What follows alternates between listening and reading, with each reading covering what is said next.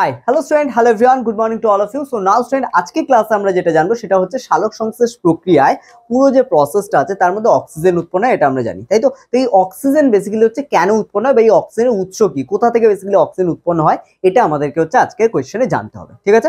তো দেখো basically oxygen কোথা থেকে উৎপন্ন হয় যদি বলা হয়, তাহলে অক্সিজেন হচ্ছে সিম্পল হচ্ছে দুটো জিনিস থেকে উৎপন্ন হতে পারে, যেটা আমাদের সাধারণ ধারণা থেকে মনে হতে পারে। এক হচ্ছে কার্বন ডাইঅক্সাইড, দুই হচ্ছে জল, ঠিক আছে। কারণ দুটোর মধ্যেই অক্সিজেন আছে, যে দুটোই হচ্ছে আমাদের কিন্তু সালোক সংশ্লেষ প্রক্রিয়ায় দরকার। ওকে, তো এখানে হচ্ছে আমাদের অ্যান্সার যেটা হবে সেটা হচ্ছে জল, ঠিক আছে। তো এবার দেখো কেন জল হবে সেটা যদি জানতে হয় তাহলে আমাদের বোর্ড ওয়ার্ক করে এক এক করে পুরো প্রসেসটা দেখতে হবে, ঠিক আছে। তো দেখো নর্মালি আমরা যদি হচ্ছে দেখি হচ্ছে জল, ঠিক আছে, যেহেতু আমাদের জল হচ্ছে অ্যান্সার, তাহলে কিভাবে জল থেকে আসে। দেখো নর্মালি হচ্ছে জলের অণুকে আমরা জানি H2O আকারে লেখা হয়, তাই তো। এই H2O কে বেসিক্যালি হচ্ছে যখন হচ্ছে ভাঙা হয় তখন হচ্ছে H প্লাস এবং হচ্ছে প্লাস দিয়ে OH হচ্ছে মাইনাস, এই দুটো হচ্ছে আয়ন আকারে হচ্ছে ভেঙে যায়, একটা পজিটিভ একটা নেগেটিভ। ওকে, এবার দেখো এই জলকে যদি আমরা হচ্ছে 2 মোল পরিমাণ হচ্ছে নিয়ে নিই, তাহলে এখানে হচ্ছে যে H প্লাস এটাও কি দুটো হবে, আর OH মাইনাস এটাও দুটো হবে, তাই তো। তাহলে এখানে দেখো হচ্ছে দুটো H প্লাস হলো আর দুটো OH মাইনাস হলো।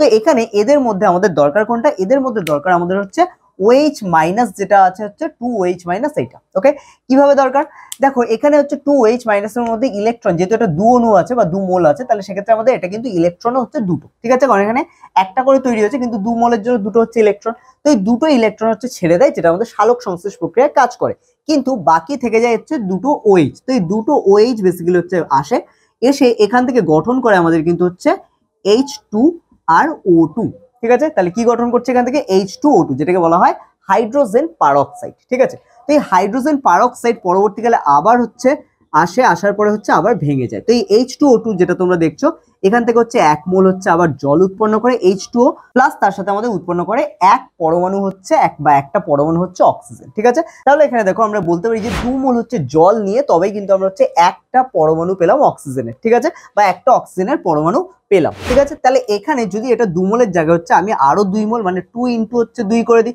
তাহলে এখানে অক্সিজেন কটা পাবো, অক্সিজেন হচ্ছে কি ডবল হয়ে যাবে, তাই না। তাহলে তখন কিন্তু বেসিক্যালি আমাদের 2 দুগুণে 4, তাহলে 4 মোল যদি জল নেওয়া হয় তাহলে তখন কিন্তু আমাদের হচ্ছে অক্সিজেন যেটা সেটা একটা না হয়ে অক্সিজেন অণুর আকারে হচ্ছে পাওয়া যাবে। তাহলে এখান থেকে বোঝা গেল যে অক্সিজেনটা অ্যাকচুয়ালি কোথা থেকে আসছে, ঠিক আছে। এবং প্রথমে যখন 2 মোল নেওয়া হচ্ছে তখন এটা একটা অক্সিজেন পরমাণু পাওয়া যাচ্ছে, যেটা হচ্ছে অ্যাকচুয়ালি কিন্তু বাতাসে মুক্ত অবস্থায় থাকতে পারে না। এবং লাস্ট যখন আমরা এটা 4 মোল নিচ্ছি তখন কিন্তু একটা অক্সিজেন অণু পাচ্ছি, ঠিক আছে, যেটা অ্যাকচুয়ালি বাতাসে হচ্ছে মুক্ত অবস্থায় থাকতে পারে, ঠিক আছে। তাহলে এইটা হচ্ছে আমাদের মাথায় রাখতে হবে। তাহলে আমাদের কোয়েশ্চেন যেটা ছিল সেই অনুযায়ী আমাদের অ্যান্সার কি হচ্ছে, জল হচ্ছে আমাদের কারেক্ট অ্যান্সার, যেখান থেকে আমরা বলতে পারি যে সালোক সংশ্লেষ প্রক্রিয়া উৎপন্ন যে অক্সিজেন তার উৎস কি, উৎস হচ্ছে জল। ওকে,